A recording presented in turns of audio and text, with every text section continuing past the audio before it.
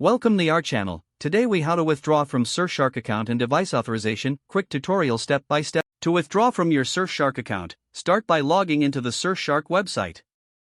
Enter your email address and password in the designated fields.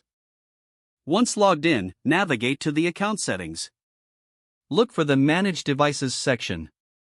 Here, you'll see a list of all devices currently authorized to use your Surfshark account. To remove a device, locate the device you want to withdraw.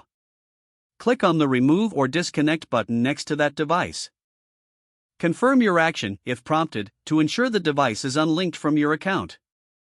Next, to fully withdraw from your account, go back to the account settings. Find the option labeled Billing or Subscription. Select the option to cancel your subscription. Follow the on-screen instructions to confirm the cancellation. Once your subscription is canceled, you can choose to delete your account. Return to the account settings and look for the Delete Account option. Click on this option and follow the prompts to complete the account deletion process.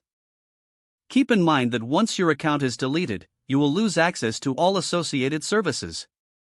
Ensure you back up any necessary data before proceeding. After completing these steps, your Surfshark account and device authorization will be successfully withdrawn.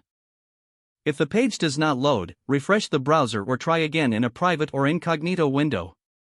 Make sure you are using the correct email address, then retype it carefully to avoid small typos. If your password is not accepted, use the reset option and create a new strong password you can remember. Check your spam folder for verification or security emails, then complete any requested confirmation steps. Enable two-factor authentication if available to improve account security and reduce unauthorized access risk. After signing in, review your profile details so your contact information and settings are accurate and current. If you see an error message, note it down and try again after restarting your device and internet connection.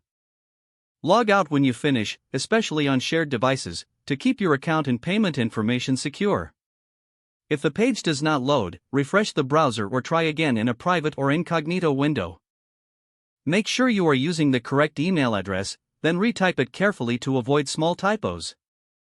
If your password is not accepted, use the reset option and create a new strong password you can remember. Don't forget to like this video and subscribe to our channel for more step-by-step tech guides.